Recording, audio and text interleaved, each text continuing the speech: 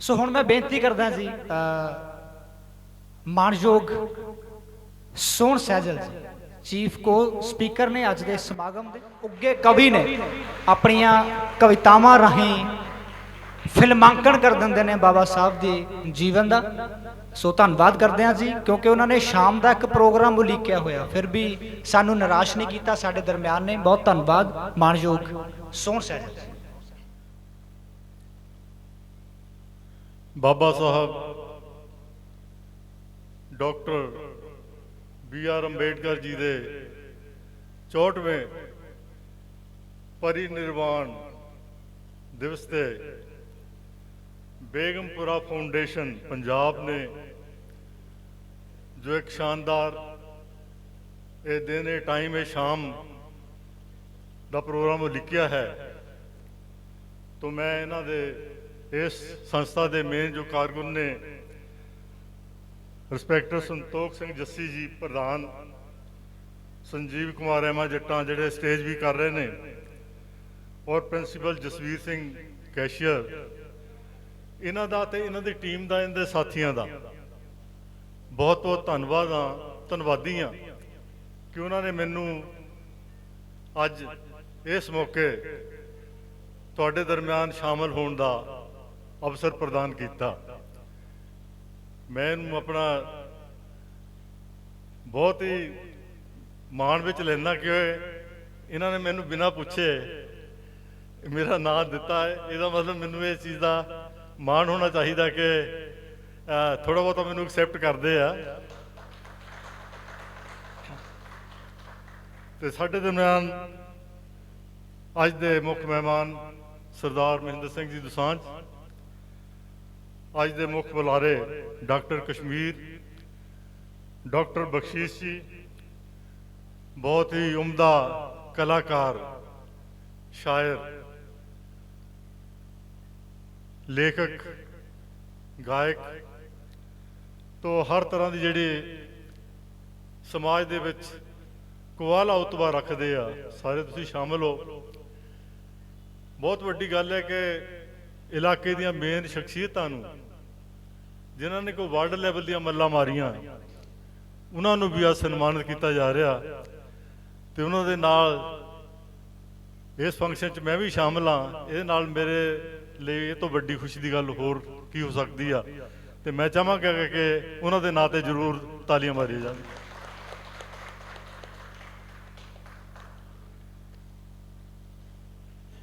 साडे दरम्यान सारे ही मेरे लिए सत्कारयोग ने, सारे इंपोर्टेंट ने। कुछ सज्जन मैनू गाहे मगाहे मिलते भी रहते हैं, मेरा फेसबुक ते कलाम भी सुनते रहते आ। फिर भी एक दो होर बेनतियां करांगा कि अज अर्बन स्टेट फगवाड़ा विखे श्री गुरु रविदास सभा वालों यही प्रोग्राम जिहड़ा 5:30 बजे तो असी कर रहे हैं। जिहड़े साथी पहुँच सकते हो जरूर पहुँचण। धर्मिंदर मसानी जी नूं असीं बेनती की सी कि जरूर साडा जो है प्रोग्राम उहदे विच शामिल होण, तो इन्होंने बेनती मान ली आ। ते जिहड़े साथी पहुँच सकते हो धन्नवाद उन्हां दा। तो लास्ट बेनती ये आ कि बाहर किताबां दे स्टाल लगे आ, जिहड़ा होर कोई भी साधन किताबां दा अल्टरनेटिव नहीं हो सकता। इस करके सारे मेरी हाथ जोड़ के बेनती आ कि किताबां दे स्टालां ते निगाह जरूर मारते जाओ, क्योंकि जो किताबां या जो लिटरेचर तुहानूं इत्थे मिल जाना वो होर किते भी नहीं मिलता। तो मैं अज दे जो प्रधान ने संस्था दे उन्हां दी जो किताब है वो रिलीज़ वैसे होनी है, तो मैं उन्होंने बहुत बहुत बधाइयां देना कि UNO तक उन्होंने जिहड़ी किताब आ वो रिलीज़ हो रही आ। तो एक बारी इस संस्था के नाँ ते प्रधान जी के नाँ ते जिथे तक बाबा साहब डॉक्टर अंबेडकर की गल है,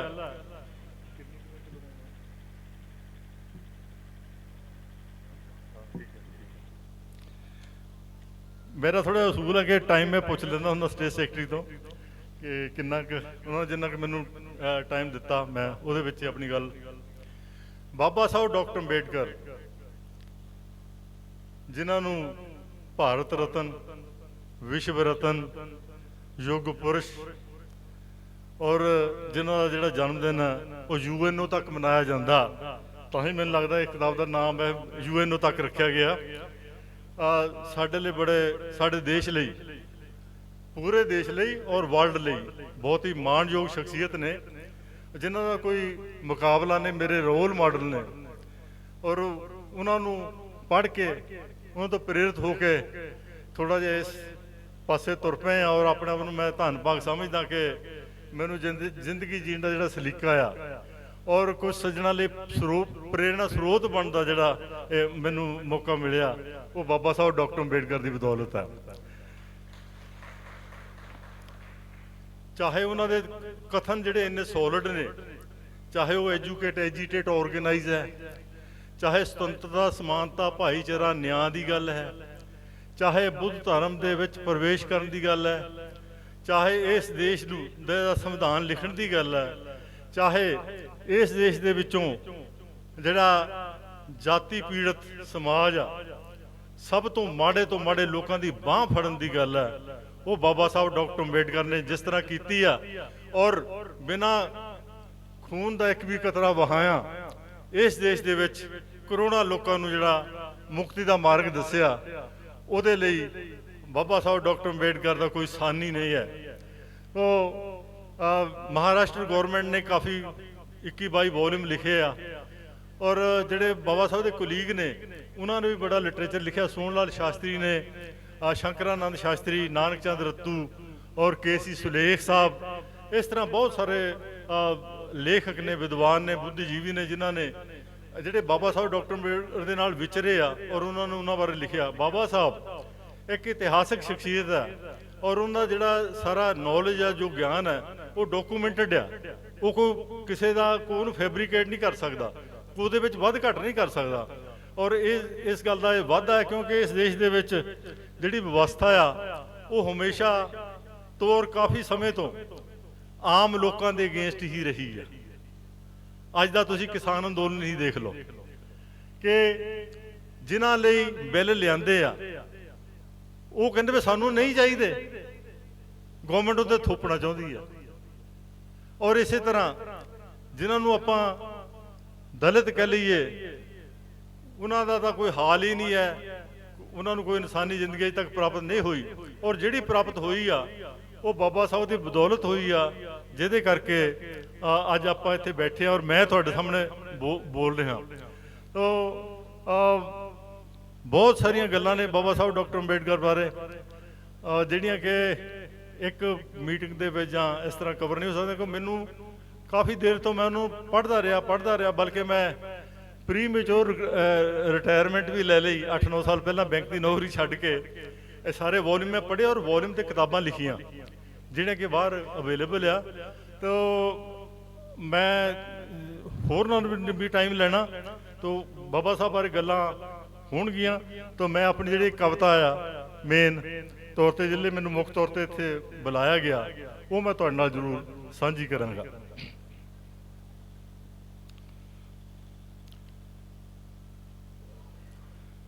ਬਾਬਾ ਸਾਹਿਬ ਮੁਤਾਬਕ ਸ਼ਬਦ ਨਹੀਂ, ਕੀ ਅਰਜ਼ ਕਰਾਂ ਕੀ ਬੋਲਾਂ ਮੈਂ। ਬਾਬਾ ਸਾਹਿਬ ਜੀ ਬਾਰੇ ਲਿਖਣ ਲੱਗਾ, ਕਦੇ ਸੰਭਲ ਜਾਵਾਂ ਕਦੇ ਡੋਲਾਂ ਮੈਂ। ਬਾਬਾ ਸਾਹਿਬ ਜੀ ਬਾਰੇ ਲਿਖਣ ਲਈ ਜਦ ਮਨ ਦੀ ਕਾਪੀ ਖੋਲਾਂ ਮੈਂ, ਮੇਰੇ ਅੱਖਰ ਕਿਰ ਜਾਂਦੇ ਨੇ, ਸ਼ਬਦਾਂ ਦਾ ਕੋਸ਼ ਫਰੋਲਾਂ ਮੈਂ। ਸਭ ਲੀਡਰ ਬੋਨੇ ਜਾਪ ਰਹੇ, ਕਿਨੂੰ ਭੀਮ ਦੇ ਪੱਲੜੇ ਤੋਲਾਂ ਮੈਂ, ਕੋਈ ਉਹਦੇ ਵਰਗਾ ਨਹੀਂ ਮਿਲਿਆ, ਪੰਨੇ ਇਤਿਹਾਸ ਦੇ ਫੁੱਲਾਂ ਮੈਂ ਸਹਿਜਲ ਇਹ ਦਿਲ ਦਵਾਤ ਕਰਾਂ ਪੀੜਾਂ ਦੀ ਸਿਆਹੀ ਕੋਲਾਂ ਮੈਂ ਬਾਬਾ ਸਾਹਿਬ ਦੇ ਦਾਅਵੇਦਾਰ ਬੜੇ ਬਾਬਾ ਸਾਹਿਬ ਨੂੰ ਕਿੱਥੋਂ ਟੋਲਾਂ ਮੈਂ ਬਾਬਾ ਸਾਹਿਬ ਦੇ ਦਾਅਵੇਦਾਰ ਬੜੇ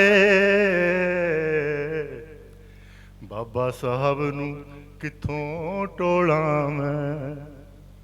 ਤੋ ਕਵਿਤਾ ਦੇ ਬੰਦ ਤੁਹਾਡੇ ਨਾਲ ਸਾਂਝੇ ਕਰਾਂਗੇ। ਜੀਵਨ ਪੜ੍ਹ ਕੇ ਦੇਖੋ ਅੰਬੇਡਕਰ ਦਾ ਕਿਹੜੇ ਕਿਹੜੇ ਤਸੀਹੇ ਨਹੀਂ ਜਰੇ ਉਹਨੇ ਡੁੱਬੇ ਜਾਂਦੇ ਸੀ ਪਾਰ ਉਤਾਰਨੇ ਨੂੰ ਖੁਦ ਅੱਗ ਦੇ ਦਰਿਆ ਤਰੇ ਉਹਨੇ ਨਹੀਂ ਕੋਈ ਜਹਾਨ ਤੈ ਕਰ ਸਕਿਆ ਕਾਰਨਾਮੇ ਜੋ ਜਗ ਤੇ ਕਰੇ ਉਹਨੇ ਸਹਿਜਲ ਮੁੱਦਤਾਂ ਤੋਂ ਸਾਡੇ ਜ਼ਖਮ ਰਿਸਦੇ ਸਾਰੀ ਜ਼ਿੰਦਗੀ ਲਾ ਕੇ ਭਰੇ ਉਹਨੇ ਤੁਸੀਂ ਕੁਛ ਵੀ ਜਾਣਦੇ ਨਹੀਂ ਲੋਕੋ ਬਾਬਾ ਸਾਹਿਬ ਨੂੰ ਜੇਕਰ ਜਾਣਦੇ ਨਹੀਂ ਅੱਜ ਤੱਕ ਵੀ ਕਿਉਂ ਹੋ ਪਿੱਛ ਲੱਗੂ ਕਿਉਂ ਅਜੇ ਵੀ ਸਮੇਂ ਦੇ ਹਾਣਦੇ ਨਹੀਂ ਸਾਨੂੰ ਮੁੜ ਕੇ ਬੋਧੀ ਬਿਰਸ਼ ਮਿਲਿਆ ਛਾਵਾਂ ਠੰਡੀਆਂ ਮਿੱਠੀਆਂ ਮਾਣਦੇ ਨਹੀਂ ਪਤਾ ਨਹੀਂ ਗੁਆਚ ਹੋ ਕਿਉਂ ਫਿਰਦੇ ਸਹਿਜਲ ਆਪਣਾ ਪਿਓ ਪਛਾਣਦੇ ਨਹੀਂ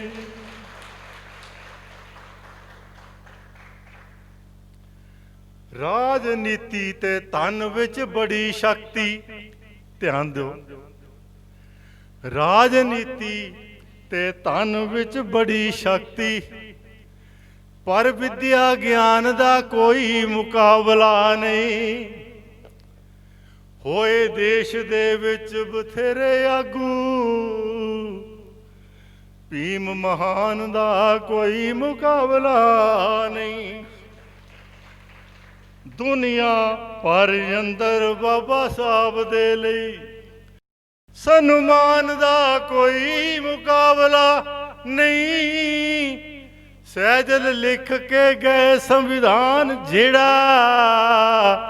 ਇਸ ਸੰਵਿਧਾਨ ਦਾ ਕੋਈ ਮੁਕਾਬਲਾ ਨਹੀਂ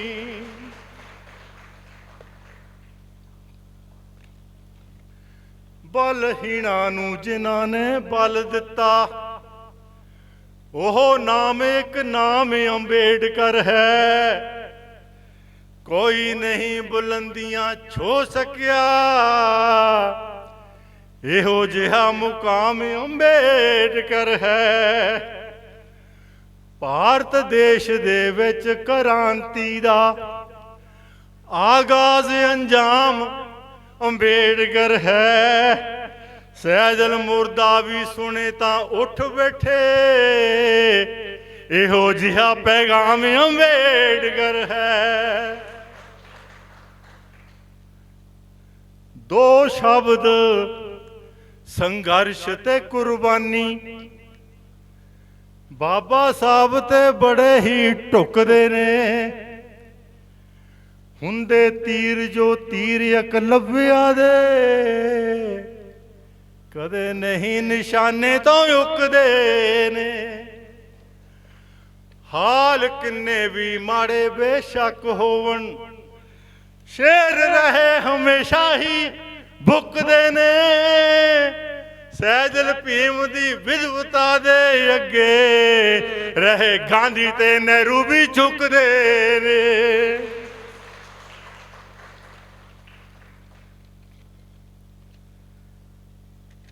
ਬੁਰਾ ਭਲਾ ਕਿਹਾ ਬਹੁਤ ਬ੍ਰਾਹਮਣਾਂ ਨੂੰ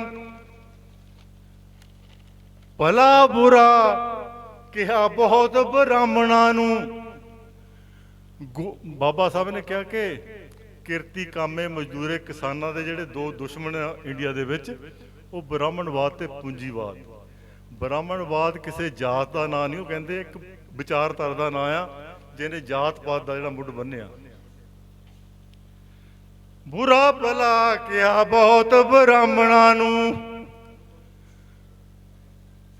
ਗੁਣ ਉਹਨਾਂ ਦੇ ਕਦੇ ਅਪਣਾਏ ਹੀ ਨਹੀਂ। ਉਹ ਸਮਾਂ ਸਥਿਤੀ ਵਿਚਾਰ ਲੈਂਦੇ, ਅਸੀਂ ਰੁੱਸੇ ਹੋਏ ਕਦੇ ਮਨਾਏ ਹੀ ਨਹੀਂ। ਤਾਨੇ ਅਤੇ ਗਿਆਨ ਪ੍ਰਾਪਤੀ ਦੇ ਉਨੀ ਕਦੇ ਵੀ ਮੌਕੇ ਖੁੰਝਾਏ ਹੀ ਨਹੀਂ। ਸਾਨੂੰ ਮਾਰ ਗਈ ਆਪਸੀ ਖਹਿਬਾਜ਼ੀ, ਦੁਸ਼ਮਣ ਕਦੇ ਨਿਸ਼ਾਨੇ ਤੇ ਆਏ ਹੀ ਨਹੀਂ। SCBC ਇਕੱਠੇ ਹੋ ਜਦੋਂ ਮਰਜੀ, ਦੇਸ਼ ਵਿੱਚ ਸਰਕਾਰ ਬਣਾ ਸਕਦੇ। ਲੋਕ ਰਾਜ ਵਿੱਚ ਜਿਨ੍ਹਾਂ ਦੀ ਬਹੁ ਗਿਣਤੀ, ਉਹ ਤਾਂ ਕਿਸੇ ਵੀ ਮੋਦੀ ਨੂੰ ਢਾ ਸਕਦੇ। ਵੋਟ ਵੱਧ ਹੈ ਦਲਿਤਾਂ ਪਛੜਿਆਂ ਦੀ, ਜਦੋਂ ਚੋਣ ਇਹ ਯੁੱਗ ਪਲਟਾ ਸਕਦੇ। ਦੱਸੋ ਕਿਉਂ 85 ਨਹੀਂ 15 ਨੂੰ ਵੋਟਾਂ ਨਾਲ ਹੀ ਘਰੀ ਬਹਾ ਸਕਦੇ। ਇਧਰੋਂ ਤਾਲੀਆਂ ਨਹੀਂ ਆਉਂਦੀਆਂ।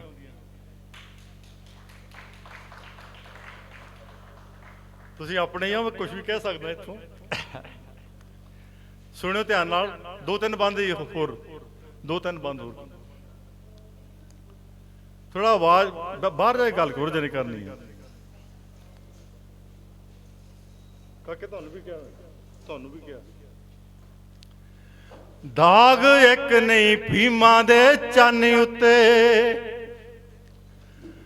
ਰਾਜਨੀਤੀ ਵੀ ਕੀਤੀ ਤਾਂ ਖਰੀ ਉਹਨੇ। ਮਾੜੀ ਧਿਰ ਦੇ ਨਾਲ ਨਾ ਕੋਈ ਖੜਦਾ, ਕੇਵਲ ਮਾੜਿਆਂ ਦੀ ਹਾਮੀ ਭਰੀ ਉਹਨੇ। ਸਾਡੀ ਹਰ ਤਕਲੀਫ ਨਿਵਾਰਨੇ ਲਈ, ਕਿਹੜੀ ਕਿਹੜੀ ਤਕਲੀਫ ਨਹੀਂ ਜਰੀ ਉਹਨੇ। ਅਸੀਂ ਸੁੱਕ ਜਾਂਦੇ ਮਰ ਮੁੱਕ ਜਾਂਦੇ, ਸਾਡੀ ਜੜ ਕੀਤੀ ਸਹਿਜਲ ਹਰੀ ਉਹਨੇ।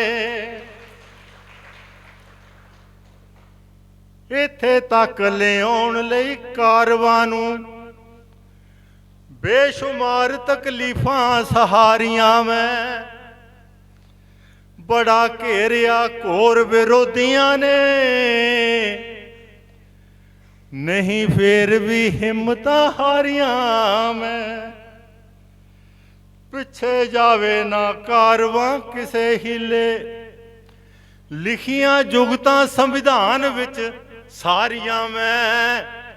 ਤੁਹਾਨੂੰ ਦੇਣ ਲਈ ਫੁੱਲਾਂ ਦਾ ਨਿੱਘ ਸਹਿਜ, ਰਾਤਾਂ ਕੰਢਿਆਂ ਉੱਤੇ ਗੁਜ਼ਾਰੀਆਂ ਮੈਂ। ਮੈਨੂੰ ਲੱਗਦਾ ਨਹੀਂ ਜਹਾਨ ਉੱਤੇ ਬਾਬਾ ਸਾਹਿਬ ਮਹਾਨ ਦਾ ਸਾਨੀ ਹੋਵੇ। ਲੋਕਾਂ ਲਈ ਸਭ ਕੁਝ ਲੁਟਾਉਣ ਵਾਲਾ, ਭੀਮ ਜਿਹਾ ਜਹਾਨ ਤੇ ਦਾਨੀ ਹੋਵੇ। ਉਹਨਾਂ ਜਿਹਾ ਕੋਈ ਸੱਚੀਆਂ ਲਿਖਣ ਵਾਲਾ, ਦੱਸੋ ਕੋਈ ਜੇ ਗੁਣੀ ਗਿਆਨੀ ਹੋਵੇ। ਸਹਿਜਲ ਦੱਸੋ ਜੇ ਕਿਸੇ ਨੇ ਹੈ ਕੀਤੀ, ਬਾਬਾ ਸਾਹਿਬ ਤੋਂ ਵੱਧ ਕੁਰਬਾਨੀ ਹੋਵੇ। ਲਾਸਟ ਮੈਂ 4 ਲਾਈਨਾਂ ਤੁਹਾਡੇ ਨਾਲ ਸਾਂਝੀਆਂ ਕਰ ਰਿਹਾ। ਬਗਾਵਤ ਕ੍ਰਾਂਤੀ ਕੀ ਬਲਾ ਹੁੰਦੀ, ਬਗਾਵਤ ਕ੍ਰਾਂਤੀ ਕੀ ਬਲਾ ਹੁੰਦੀ। ਜੇਕਰ ਜਾਣਨਾ ਪੜੋ ਅੰਬੇਡਕਰ ਨੂੰ, ਸ਼ੂਦਰ ਹੋਣ ਦੀ ਕੀ ਸਜ਼ਾ ਹੁੰਦੀ, ਜੇਕਰ ਜਾਨਣਾ ਪੜੋ ਅੰਬੇਡਕਰ ਨੂੰ।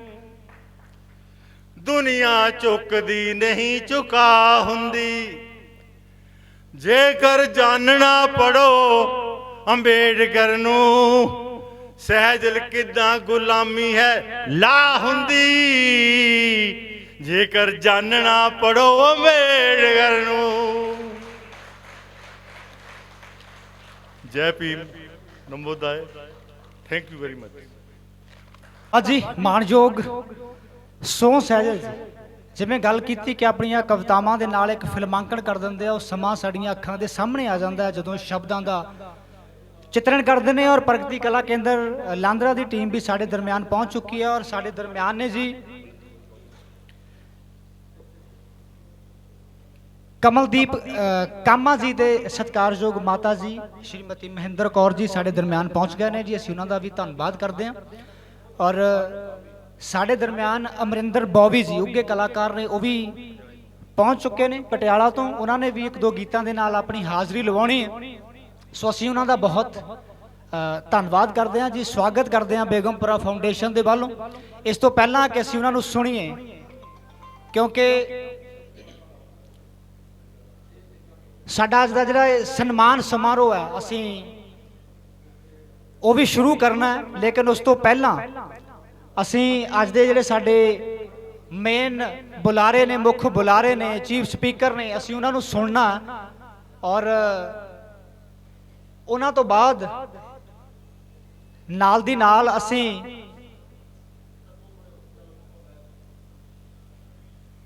ਹਾਂਜੀ ਮੈਨੂੰ ਦੱਸ ਦਿਓ ਜੀ, ਦੱਸ ਦਿਓ ਮੈਨੂੰ ਕੋਈ ਕੀ ਸੁਨੇਹਾ ਮਿਲਿਆ। ਓਕੇ, ਹਾਂਜੀ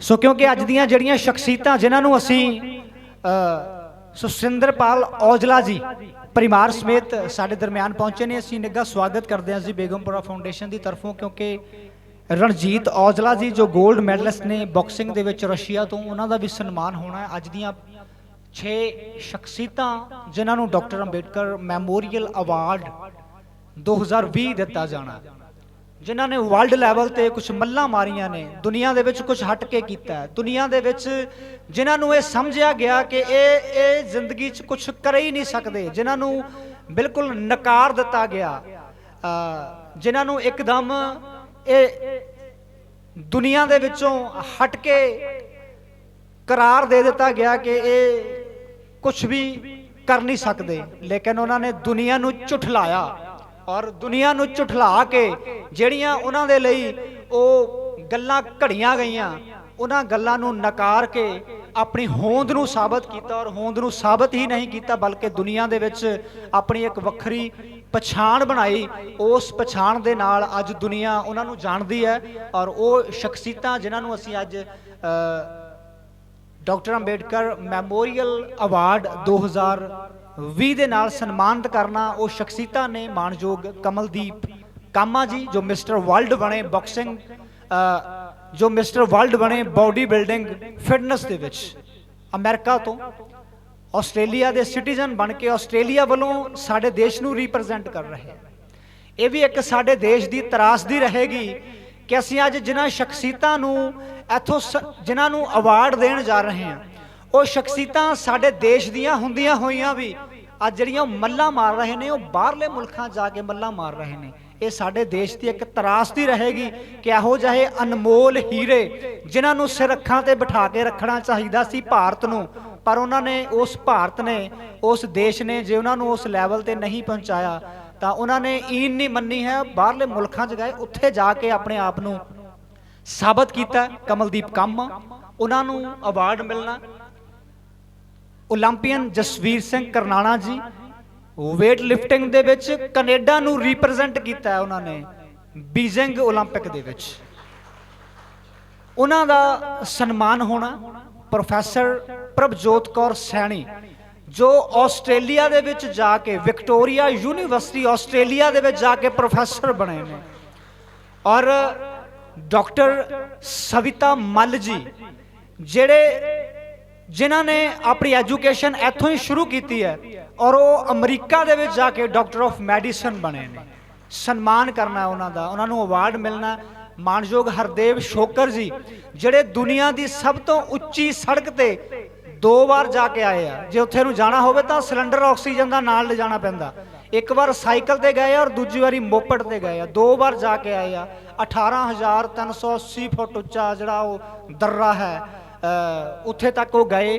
ਰਣਜੀਤ ਔਜਲਾ ਜੀ, ਜਿਹੜੇ ਬਾਕਸਿੰਗ ਦੇ ਵਿੱਚ ਰਸ਼ੀਆ ਤੋਂ 골ਡ ਮੈਡਲਿਸਟ ਬਣੇ ਨੇ। ਸੋ ਅਸੀਂ ਬੇਗਮਪੁਰਾ ਫਾਊਂਡੇਸ਼ਨ ਵੱਲੋਂ ਇਹਨਾਂ ਸਾਰੀਆਂ ਸ਼ਖਸੀਅਤਾਂ ਦਾ, ਜਿਹੜੇ ਉਹਨਾਂ ਦੇ ਪਰਿਵਾਰ ਆਏ ਨੇ, ਉਹਨਾਂ ਦਾ ਬਹੁਤ ਧੰਨਵਾਦ ਕਰਦੇ ਹਾਂ ਕਿ ਸਾਡੇ ਸੱਦੇ ਨੂੰ ਕਬੂਲ ਕੀਤਾ।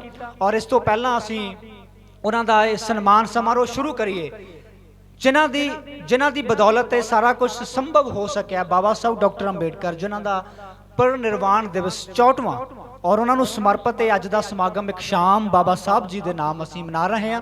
ਉਹਨਾਂ ਤੇ ਵਿਚਾਰ ਚਰਚਾ ਕਰਨੀ ਆ। ਇਸ ਤੋਂ ਪਹਿਲਾਂ ਸਨਮਾਨ ਸਮਾਰੋਹ ਸ਼ੁਰੂ ਕਰੀਏ, ਕਿਉਂਕਿ ਗੱਲ ਜਾਣਨੀ ਵੀ ਬਹੁਤ ਜ਼ਰੂਰੀ ਹੁੰਦੀ ਹੈ। ਗੱਲ ਬਾਕੀ ਸਾਰਾ ਕੁਝ ਤਾਂ ਹੀ ਸੰਭਵ ਹੋਇਆ ਜੇ ਉਹ ਗੱਲ ਚੱਲੀ, ਔਰ ਜਿਹੜੀ ਗੱਲ ਆ ਔਰ ਕਿੱਥੋਂ ਚੱਲੀ ਔਰ ਕਿੱਥੋਂ ਤੱਕ ਸਾਨੂੰ ਲਿਜਾਣੀ ਚਾਹੀਦੀ ਆ। ਬਾਬਾ ਸਾਹਿਬ ਅੰਬੇਡਕਰ ਕੀ ਸੀ ਔਰ ਉਹਨਾਂ ਨੇ ਆਉਣ ਵਾਲੇ ਸਮੇਂ 'ਚ ਕਿਆ ਬਣਨਾ, ਸਾਡੇ ਦੇਸ਼ ਨੂੰ ਉਹਨਾਂ ਦੀ ਕੀ ਦੇਣੇ ਆ। ਵਰਲਡ ਲੈਵਲ ਤੇ ਜਿਹੜਾ UNO ਤੱਕ ਉਹ ਪਹੁੰਚ ਚੁੱਕੇ ਨੇ, ਕਿਉਂਕਿ UNO ਦੇ ਵਿੱਚ ਜੇ ਭਾਰਤ ਦੀ ਕਿਸੇ ਸ਼ਖਸੀਅਤ ਦਾ ਜਨਮ ਦਿਨ ਮਨਾਇਆ ਗਿਆ ਤਾਂ ਬਾਬਾ ਸਾਹਿਬ ਡਾਕਟਰ ਅੰਬੇਡਕਰ ਹੀ ਹੋਏ ਆ। ਔਰ ਉਹਨਾਂ ਨੂੰ ਸ਼ਰਧਾਂਜਲੀ ਦੇਣੀ ਆ, ਆਪਣੇ ਵਿਚਾਰ ਸਾਡੇ ਨਾਲ ਪੇਸ਼ ਕਰਨੇ ਆ। ਸਾਡੇ ਅੱਜ ਦੇ ਮੁੱਖ ਬੁਲਾਰੇ, ਚੀਫ ਸਪੀਕਰ, ਸਾਡੇ ਬਹੁਤ ਹੀ ਸਤਿਕਾਰਯੋਗ doctor Kashmir Chand ji, president all India medical association branch Banga ਦੇ। ਮੈਂ ਉਹਨਾਂ ਨੂੰ ਬੇਨਤੀ ਕਰਦਾ ਕਿ ਉਹ ਆਪਣੇ ਵਿਚਾਰ ਸਾਡੇ ਨਾਲ ਸਾਂਝੇ ਕਰਨ।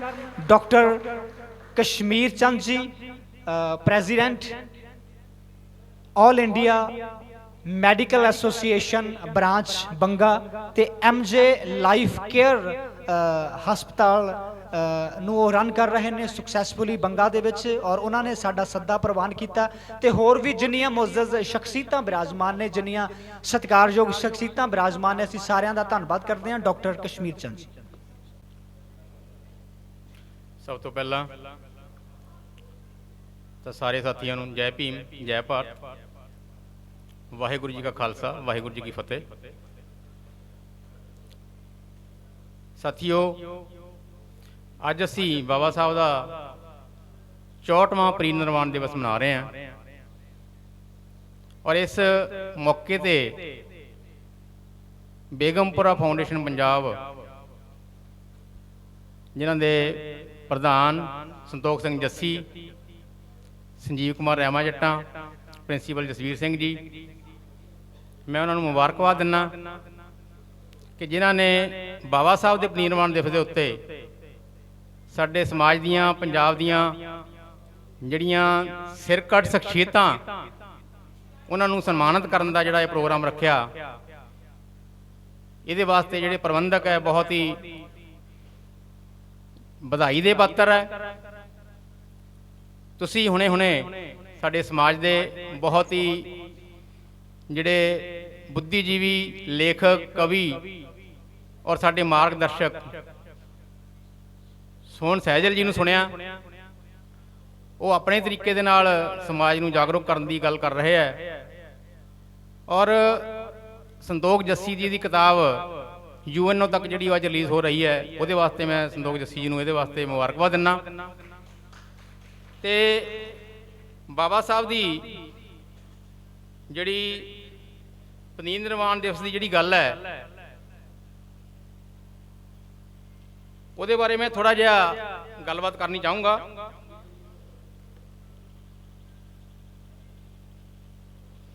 ਕਿ ਬਾਬਾ ਸਾਹਿਬ ਅੱਜ ਦੇ ਹੀ ਦਿਨ 6 ਦਸੰਬਰ ਨੂੰ 1956 ਨੂੰ ਸਾਡੇ ਵਿੱਚੋਂ ਸਰੀਰਕ ਤੌਰ ਤੇ ਚਲੇ ਗਏ ਸੀ।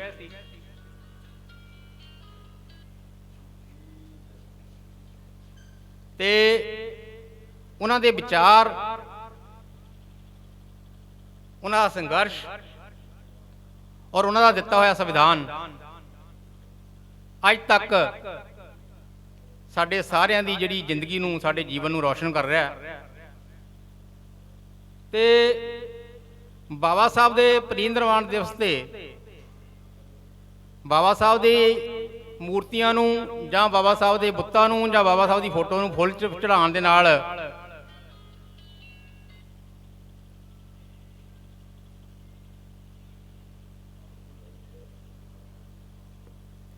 ਸਾਡਾ ਕੋਈ ਵੀ ਮਕਸਦ ਹੱਲ ਨਹੀਂ ਹੁੰਦਾ।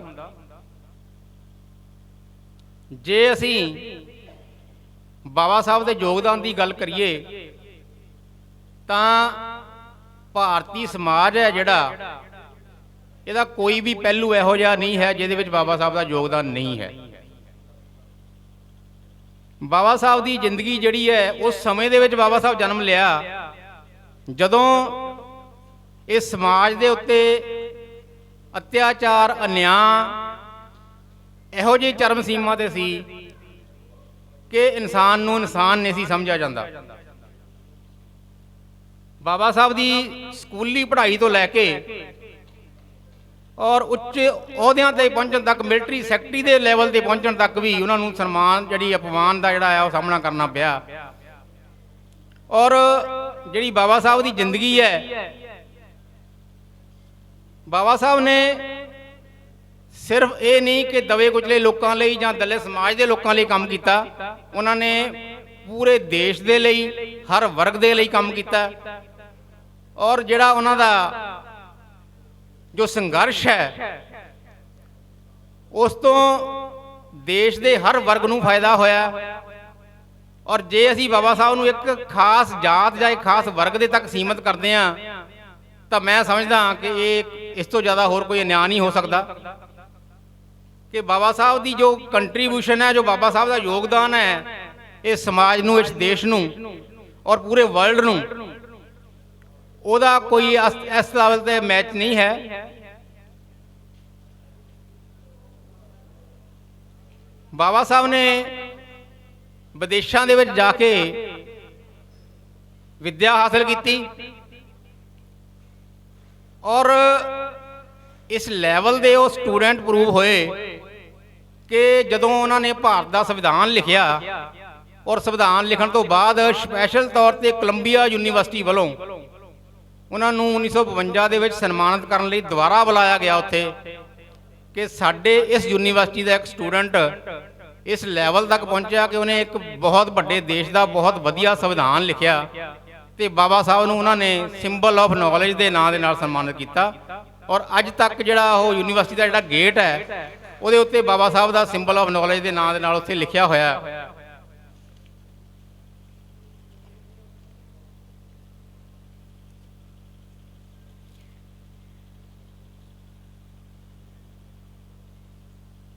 ਤੇ ਜੇ ਬਾਬਾ ਸਾਹਿਬ ਦੇ ਆਪਾਂ ਯੋਗਦਾਨ ਦੀ ਗੱਲ ਕਰਦੇ ਹਾਂ ਤਾਂ ਬਾਬਾ ਸਾਹਿਬ ਦਾ ਜੋ ਪੂਰਾ ਜੀਵਨ ਸੀ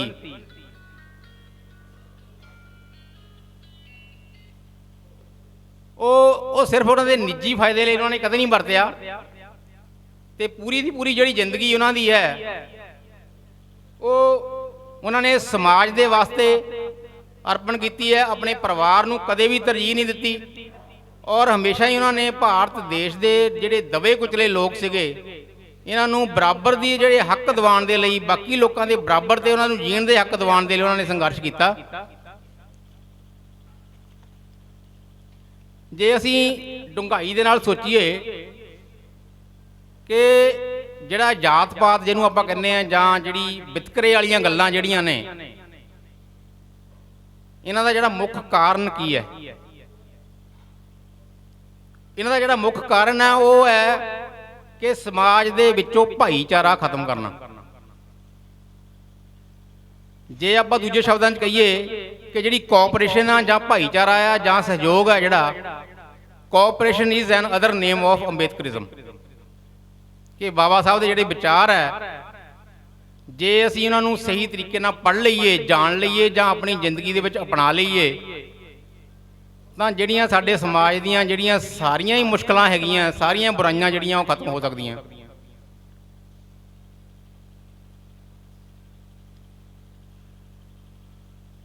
ਬਾਬਾ ਸਾਹਿਬ ਨੇ ਜਿਸ ਤਰ੍ਹਾਂ ਪਹਿਲਾਂ ਵੀ ਗੱਲ ਕੀਤੀ ਬੁਲਾਰਿਆਂ ਨੇ ਕਿ ਬਾਬਾ ਸਾਹਿਬ ਨੇ ਕਿਸੇ ਇੱਕ ਵਰਗ ਦੇ ਲਈ ਜਾਂ ਇੱਕ ਜਾਤ ਦੇ ਲਈ ਕੰਮ ਨਹੀਂ ਕੀਤਾ, ਚਾਹੇ ਉਹ ਨਾਰੀ ਜਾਤੀ ਹੋਵੇ, ਚਾਹੇ ਮਜ਼ਦੂਰ ਹੋਣ, ਚਾਹੇ ਕਿਸਾਨ ਹੋਣ, ਹਰ ਵਰਗ ਦੇ ਲਈ ਬਾਬਾ ਸਾਹਿਬ ਨੇ ਹੱਕਾਂ ਅਧਿਕਾਰਾਂ ਦੀ ਜਿਹੜੀ ਗੱਲ ਕੀਤੀ ਹੈ, ਔਰ ਉਹਨੂੰ ਸੰਵਿਧਾਨ ਦੇ ਰੂਪ ਦੇ ਵਿੱਚ ਬਾਬਾ ਸਾਹਿਬ ਨੇ ਇਹਨੂੰ ਇਹ ਲਿਆ ਕੇ ਸਾਹਮਣੇ ਜਿਹੜਾ ਸਾਰਿਆਂ ਨੂੰ ਹੱਕ ਅਧਿਕਾਰ ਜਿਹੜੇ ਬਰਾਬਰ ਦੇ ਦਵਾਏ।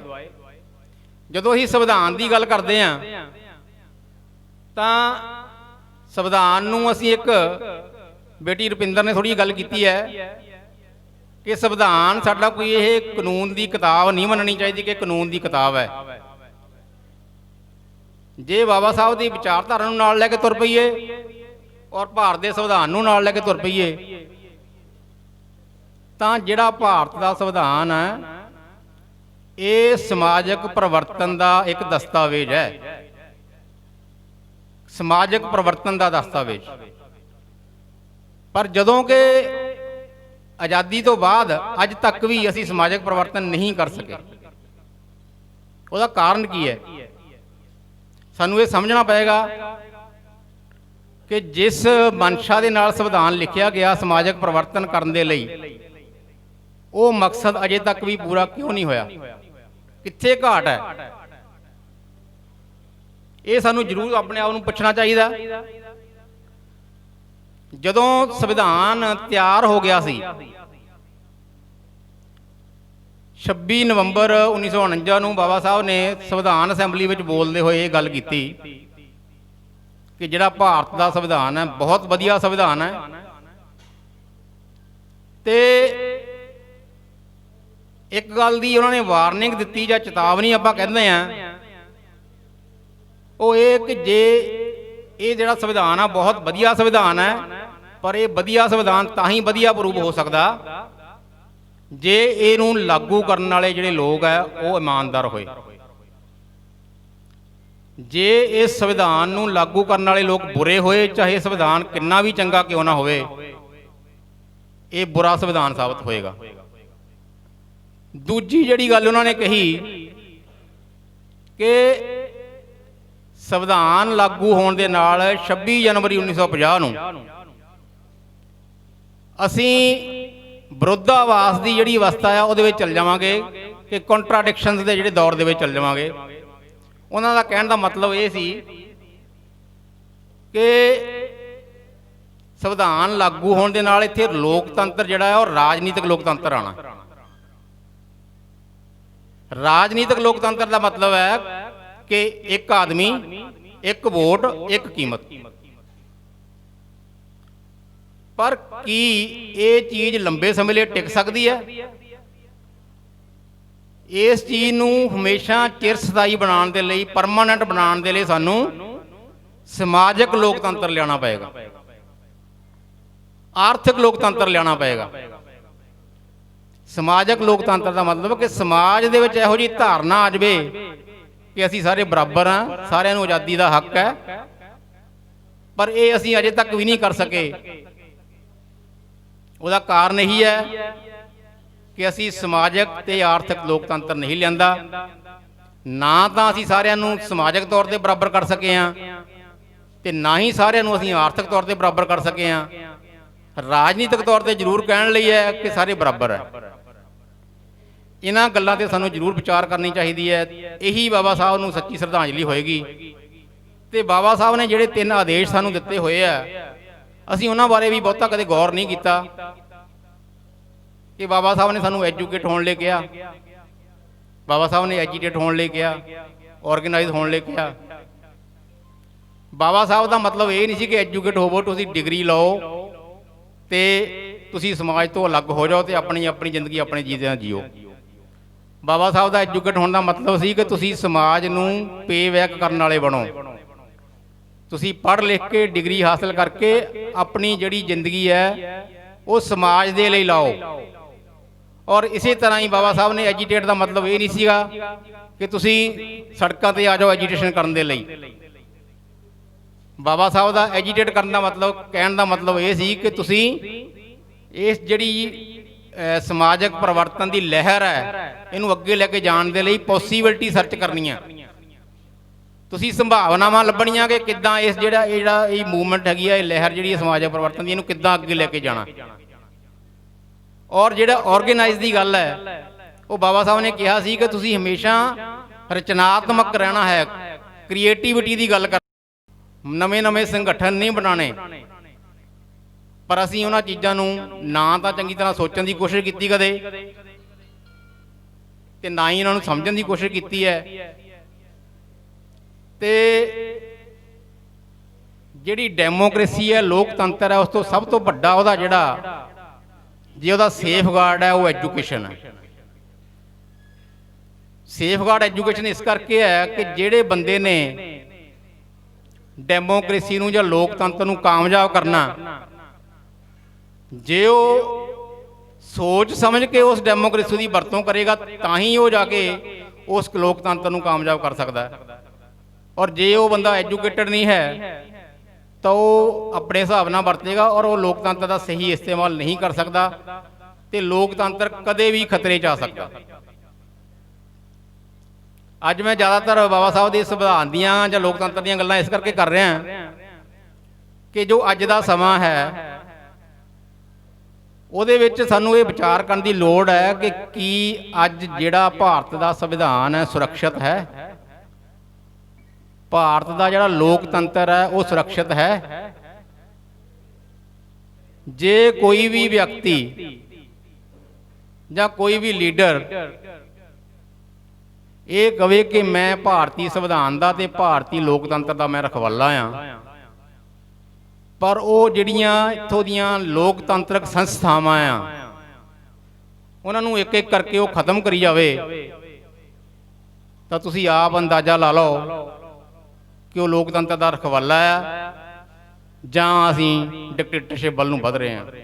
ਇਸ ਚੀਜ਼ ਤੇ ਸਾਨੂੰ ਬਿਲਕੁਲ ਸੋਚ ਵਿਚਾਰ ਕਰਨੀ ਚਾਹੀਦੀ ਹੈ ਡੂੰਘਾਈ ਦੇ ਨਾਲ। ਤੇ ਬਾਬਾ ਸਾਹਿਬ ਦੇ ਆਖਰੀ ਦਿਨਾਂ ਦੇ ਵਿੱਚ ਇਸ ਸਮਾਜ ਨੂੰ ਇੱਕ ਮਿਹਣਾ ਮਾਰਿਆ, ਜਾਂ ਕਹਿ ਲਓ ਕਿ ਗੁੱਸੇ ਨਾਲ ਗੱਲ ਕੀਤੀ ਉਹਨਾਂ ਨੇ। ਬਾਬਾ ਸਾਹਿਬ ਕਹਿੰਦੇ ਕਿ ਮੈਨੂੰ ਮੇਰੇ ਸਮਾਜ ਦੇ ਪੜ੍ਹੇ ਲਿਖੇ ਲੋਕਾਂ ਨੇ ਧੋਖਾ ਦਿੱਤਾ। ਜੇ ਅਸੀਂ ਸੋਚ ਵਿਚਾਰ ਕਰੀਏ ਇਸ ਤੇ ਕਿ ਜੇ ਉਹ ਪੜ੍ਹੇ ਲਿਖੇ ਲੋਕਾਂ ਨੇ ਧੋਖਾ ਨਾ ਦਿੱਤਾ ਹੁੰਦਾ ਤਾਂ ਫਿਰ ਉਹ ਕੀ ਕਰਦੇ, ਫਿਰ ਉਹਨਾਂ ਨੇ ਕੀ ਕੀਤਾ ਹੋਣਾ ਸੀ। ਜੇ ਉਹਨਾਂ ਦੇ ਦਿਮਾਗ 'ਚ ਇਹ ਗੱਲ ਆਈ ਹੈ ਕਿ ਮੈਨੂੰ ਮੇਰੇ ਸਮਾਜ ਦੇ ਪੜ੍ਹੇ ਲਿਖੇ ਲੋਕਾਂ ਨੇ ਧੋਖਾ ਦਿੱਤਾ ਤਾਂ ਉਹ ਕਿਉਂ ਆਈ ਹੈ, ਜੇ ਉਹਨਾਂ ਪੜ੍ਹੇ ਲਿਖੇ ਲੋਕਾਂ ਨੇ ਧੋਖਾ ਨਾ ਦਿੱਤਾ ਹੁੰਦਾ ਤਾਂ ਉਹ ਕੀ ਕਰਦੇ ਔਰ ਸਮਾਜ ਨੂੰ ਕਿੱਥੇ ਲੈ ਕੇ ਜਾਂਦੇ। ਬਾਬਾ ਸਾਹਿਬ ਦੀ ਇੱਕ ਚੇਤਾਵਨੀ ਜਿਹੜੀ ਅਸੀਂ ਹਮੇਸ਼ਾ ਆਮ ਕਰਕੇ ਗੱਲ ਕਰਦੇ ਹਾਂ, ਸਹਿਜਲ ਜੀ ਨੇ ਵੀ ਆਪਣੀ ਕਵਿਤਾ ਦੇ ਵਿੱਚ ਗੱਲ ਕੀਤੀ ਹੈ ਕਿ ਬਾਬਾ ਸਾਹਿਬ ਕਹਿੰਦੇ ਕਿ ਮੈਂ ਇਸ ਕਾਰਵਾਂ ਨੂੰ ਬਹੁਤ ਹੀ ਮੁਸ਼ਕਲਾਂ ਦੇ ਨਾਲ, ਬਹੁਤ ਹੀ ਵਿਰੋਧਾਂ ਦਾ ਜਿਹੜਾ ਸਾਹਮਣਾ ਕਰਦਾ ਹੋਇਆ ਇੱਥੇ ਤੱਕ ਲੈ ਕੇ ਆਇਆ, ਤੇ ਹੁਣ ਮੈਨੂੰ ਤੁਹਾਨੂੰ ਇਹੀ ਮੇਰੀ ਨਸੀਹਤ ਹੈ ਕਿ ਤੁਸੀਂ ਇਸ ਕਾਰਵਾਂ ਨੂੰ ਅੱਗੇ ਲੈ ਕੇ ਜਾਇਓ। ਜੇ ਅੱਗੇ ਨਾ ਲੈ ਕੇ ਜਾ ਸਕੇ ਘੱਟ ਤੋਂ ਘੱਟ ਇਹਨੂੰ ਪਿੱਛੇ ਵੀ ਨਾ ਜਾਣ ਦਿਓ। ਬਾਬਾ ਸਾਹਿਬ ਦੇ ਪਨੀਰ ਨਿਰਵਾਣ ਦਿਵਸ ਤੇ ਅੱਜ ਸਾਨੂੰ ਆਪਣੇ ਤੋਂ ਇਹ ਸਵਾਲ ਪੁੱਛਣਾ ਚਾਹੀਦਾ ਕਿ ਜਿਹੜੇ ਕਾਰਵਾਂ ਦੀ ਗੱਲ ਬਾਬਾ ਸਾਹਿਬ ਨੇ ਕੀਤੀ ਸੀ ਉਹ ਕਾਰਵਾਂ ਅੱਜ ਕਿੱਥੇ ਆ? ਉਹ ਉਸੇ ਜਗ੍ਹਾ ਤੇ ਖੜਾ ਜਾਂ ਅੱਗੇ ਵਧਿਆ ਜਾਂ ਪਿੱਛੇ ਨੂੰ ਚਲਾ ਗਿਆ? ਇਹ ਕੁਐਸਚਨ ਸਾਨੂੰ ਆਪਣੇ ਆਪ ਨੂੰ ਕਰਨਾ ਚਾਹੀਦਾ। ਇਹੀ ਬਾਬਾ ਸਾਹਿਬ ਨੂੰ ਸੱਚੀ ਸ਼ਰਧਾਂਜਲੀ ਹੋਏਗੀ। ਔਰ ਆਰਥਿਕ ਤੌਰ ਤੇ ਬਰਾਬਰਤਾ ਇਹ ਨਾਲ ਹੋਣੀ ਚਾਹੀਦੀ ਹੈ। ਔਰ ਬਹੁਤ ਧੰਨਵਾਦ ਕਰਦੇ ਹਾਂ ਜੀ ਡਾਕਟਰ ਕਸ਼ਮੀਰ ਜੀ ਦਾ, ਜਿਨ੍ਹਾਂ ਨੇ ਸਾਡੇ ਸੱਦੇ ਨੂੰ ਕਬੂਲ ਕਰਦਿਆਂ ਸਾਡੇ ਨਾਲ ਵਿਚਾਰ ਸਾਂਝੇ ਕੀਤੇ ਆ। ਔਰ ਸਾਡੇ ਦਰਮਿਆਨ ਉੱਗੇ ਗਾਇਕ ਅਮਰਿੰਦਰ ਬੋਵੀ ਜੀ ਵੀ ਪਹੁੰਚ ਚੁੱਕੇ ਆ, ਉਹਨਾਂ ਨੇ ਸ਼ਰਧਾਂਜਲੀ ਦੇਣੀ ਬਾਬਾ ਸਾਹਿਬ ਨੂੰ ਆਪਣੇ ਗੀਤਾਂ ਦੇ ਨਾਲ। ਜਸ ਇੰਦਰ ਜੀ ਪਹੁੰਚ ਚੁੱਕੇ ਆ, ਉਹਨਾਂ ਦਾ ਵੀ ਕਲਾਮ ਸੁਣਨਾ ਅਸੀਂ, ਉਹਨਾਂ ਨੇ ਵੀ ਆਪਣੇ ਗੀਤ ਨਾਲ ਸ਼ਰਧਾਂਜਲੀ ਦੇਣੀ ਆ। ਲੇਕਿਨ ਇਹ ਸਭ ਤੋਂ ਪਹਿਲਾਂ ਜਿਹੜੇ ਸਾਡੇ ਅੱਜ ਦੇ ਸਨਮਾਨ ਨੇ, ਸਨਮਾਨ ਸਮਾਰੋਹ ਜਿਹੜੇ ਅੱਜ ਦੇ ਅਸੀਂ ਅਵਾਰਡ ਦੇਣੇ ਹੈਗੇ ਆ, ਉਹ ਅਵਾਰਡ ਅਸੀਂ ਹੁਣ ਦੇਣੇ ਆ। ਸੋ ਬੇਨਤੀ ਹੈ ਜੀ ਸੰਤੋਖ ਸਿੰਘ ਜੱਸੀ ਜੀ ਨੂੰ, ਪ੍ਰਿੰਸੀਪਲ ਜਸਵੀਰ ਜੀ, ਕਿ ਆਪਣਾ ਪੈਨਲ ਜਿਹੜਾ ਹੈ, ਪੈਨਲ ਦੇ ਵਿੱਚ ਸਾਡੇ ਅੱਜ ਦੇ ਮੁੱਖ ਮਹਿਮਾਨ, ਅੱਜ ਦੇ ਸਮਾਗਮ ਦੇ ਮੁੱਖ ਮਹਿਮਾਨ ਸਰਦਾਰ ਮਹਿੰਦਰ ਸਿੰਘ ਦੋਸਾਂਝ ਜੀ, ਇਹ ਵੀ ਉੱਗੇ ਲੇਖਕ ਨੇ, ਖੋਜਕਾਰ ਨੇ ਔਰ UNO ਤੋਂ ਸਨਮਾਨਿਤ ਸ਼ਖਸੀਅਤ। ਅਸੀਂ ਧੰਨਵਾਦ ਕਰਦੇ ਹਾਂ, ਉਹਨਾਂ ਨੇ ਸਾਡਾ ਸੱਦਾ ਕਬੂਲ ਕੀਤਾ। ਪੈਨਲ 'ਚ ਡਾਕਟਰ ਕਸ਼ਮੀਰ ਜੀ, ਡਾਕਟਰ ਕਸ਼ਮੀਰ ਚੰਦ ਜੀ ਸਾਡੇ ਅੱਜ ਦੇ ਮੁੱਖ ਬੁਲਾਰੇ, ਮਾਨਯੋਗ ਸੋਹਣ ਸਹਿਜਲ ਜੀ, ਉਹਨਾਂ ਨੂੰ ਬੇਨਤੀ ਹੈ ਉਹਨਾਂ ਨੇ ਨਾਲ ਆ ਜਾਣਾ। ਔਰ ਜਿਵੇਂ ਮੈਨੂੰ ਸਾਥੀਆਂ ਵੱਲੋਂ ਗੁਜ਼ਾਰਿਸ਼ ਹੋਏਗੀ, ਅਗਰ ਕੁਝ ਨਾਮ ਹੋਰ ਜਿਹੜੇ ਹੈਗੇ ਆ ਉਹ ਵਿੱਚ ਸ਼ਾਮਲ ਹੁੰਦੇ ਆ ਤੇ ਅਸੀਂ ਉਹ ਨਾਮ ਵਿੱਚ ਐਡ ਕਰਦੇ ਹੋਏ ਅੱਜ ਦੀ ਗੱਲ ਸਾਡੇ ਦਰਮਿਆਨ ਨੇ ਜੀ ਮਾਨਯੋਗ ਰਾਮ ਕਿਸ਼ਨ ਪੱਲੀ ਝਿੱਕੀ ਜੀ, ਅਸੀਂ ਉਹਨਾਂ ਦਾ ਵੀ ਧੰਨਵਾਦ ਕਰਦੇ ਹਾਂ। ਮਾਸਟਰ ਕੁਲਵਿੰਦਰ ਜੀ,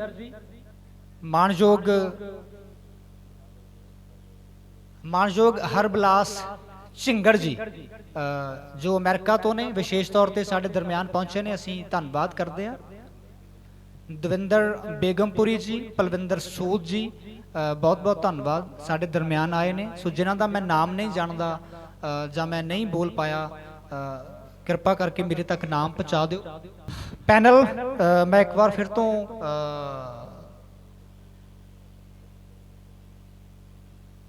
ਸੋ ਬੇਨਤੀ ਹੈ ਜੀ ਸਾਡੇ ਬਹੁਤ ਹੀ ਸਤਿਕਾਰਯੋਗ ਸਰਦਾਰ ਮਹਿੰਦਰ ਸਿੰਘ ਦੁਸਾਂਝ ਜੀ ਨੂੰ, ਪਲੀਜ਼ ਮੇਰੀ ਰਿਕੁਐਸਟ ਹੈ ਕਿ ਉਹਨਾਂ ਨੂੰ ਮੰਚ ਤੇ ਲਿਆਂਦਾ ਜਾਵੇ। ਸਰਦਾਰ ਮਹਿੰਦਰ ਸਿੰਘ ਦੁਸਾਂਝ ਜੀ, ਡਾਕਟਰ ਕਸ਼ਮੀਰ ਚੰਦ ਜੀ, ਮਾਨਯੋਗ ਸੋਹਣ ਸਹਿਜਲ ਜੀ, ਉਹਨਾਂ ਦੇ ਨਾਲ ਡਾਕਟਰ ਬਖਸ਼ੀਸ਼ ਜੀ, ਡਾਕਟਰ ਨਿਰੰਜਨ ਪਾਲ ਜੀ।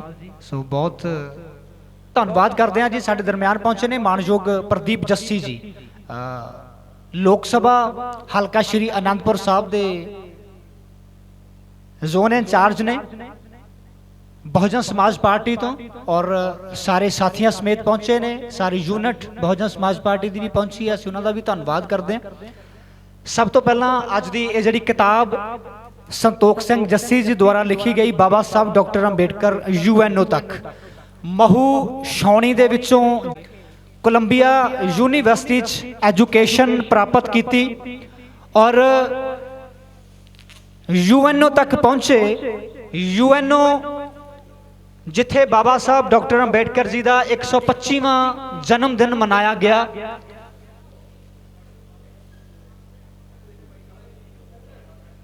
ਦੁਨੀਆ ਦੀ ਸਭ ਤੋਂ ਵੱਡੀ ਪੰਚਾਇਤ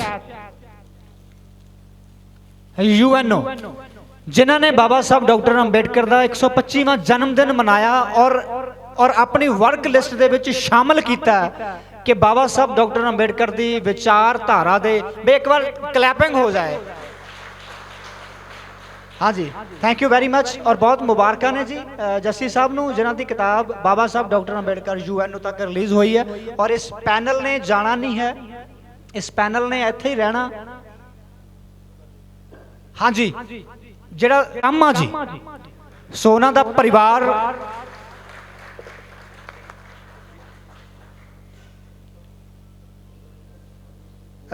ਬਹੁਤ ਧੰਨਵਾਦ ਜੀ। ਸਰਦਾਰ ਹਰਬਲਾਸ ਝਿੰਗੜ ਜੀ 2100 ਰੁਪਏ ਇਸ ਸਮਾਗਮ ਲਈ ਦੇ ਰਹੇ ਨੇ ਤੇ ਸ਼੍ਰੀ ਬੰਸੀ ਲਾਲ ਜੀ USA ਵਾਲੇ 2100 ਰੁਪਏ ਦੇ ਰਹੇ ਨੇ। ਬੰਸੀ ਲਾਲ ਬੰਗੜ ਜੀ, ਅਸੀਂ ਬਹੁਤ ਧੰਨਵਾਦ ਕਰਦੇ ਹਾਂ ਜੀ ਬੇਗਮਪੁਰਾ ਫਾਊਂਡੇਸ਼ਨ ਵੱਲੋਂ। ਤੇ ਬੇਨਤੀ ਹੈ ਜੀ ਕਮਲਦੀਪ ਕਾਮਾ ਜੀ ਦੇ ਮਾਤਾ ਜੀ ਮਹਿੰਦਰ ਕੌਰ ਜੀ, ਸ਼੍ਰੀਮਤੀ ਮਹਿੰਦਰ ਕੌਰ ਜੀ ਸਾਡੇ ਦਰਮਿਆਨ ਨੇ, ਫੈਮਿਲੀ ਦੇ ਮੈਂਬਰ ਦੇ ਨਾਲ ਨੇ ਉਹ ਵੀ, ਤੇ ਕੋਚ ਸਾਹਿਬ ਗੁਰਿੰਦਰਜੀਤ ਸਿੰਘ ਬਾਂਸਲ ਜੀ। ਕਮਲਦੀਪ ਕਾਮਾ ਜੀ ਅੱਤ ਦੀ ਗਰੀਬੀ ਦੇ ਵਿੱਚੋਂ ਉੱਠਿਆ ਉਹ ਮੁੰਡਾ ਇੱਕ ਦਿਨ ਆਪਣੇ ਦੋਸਤ ਦੇ ਵਿਆਹ ਤੇ ਚੱਲਿਆ। ਮੈਂ ਨਾਲ ਇੱਕ ਕਹਾਣੀ ਜਿਹੜੀ ਆ ਕਿੱਦਾਂ ਵਾਪਰ ਰਿਹਾ। ਵਿਆਹ ਤੇ ਚੱਲਿਆ, ਰਾਸਤੇ 'ਚ ਬੂਟ ਟੁੱਟ ਗਏ।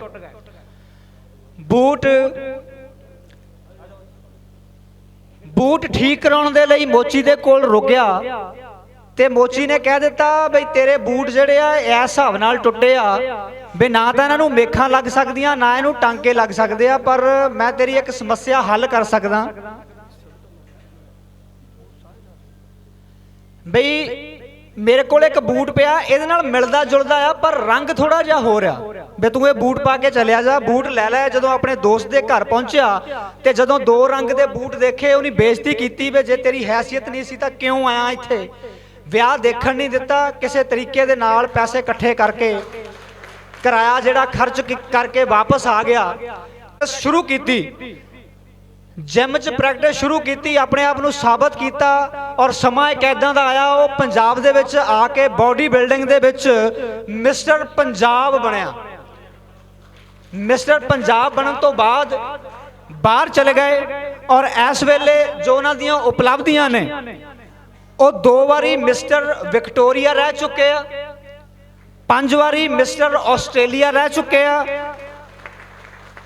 ਮਿਸਟਰ ਇੰਟਰਨੈਸ਼ਨਲ ਰਹਿ ਚੁੱਕੇ ਆ ਔਰ ਇਟਲੀ ਦੇ ਵਿੱਚ ਉਹ ਪਹਿਲਾਂ ਸੈਕੰਡ ਰਨਰ ਅਪ ਰਹੇ ਸੀ ਮਿਸਟਰ ਵਰਲਡ ਦੇ ਲਈ, ਲੇਕਿਨ ਉਸ ਤੋਂ ਬਾਅਦ ਦੇ ਵਿੱਚ ਅਮਰੀਕਾ ਦੇ ਵਿੱਚ ਜਾ ਕੇ ਉਹ ਬਾਡੀ ਬਿਲਡਿੰਗ ਦੇ ਵਿੱਚ ਮਿਸਟਰ ਵਰਲਡ ਬਣੇ।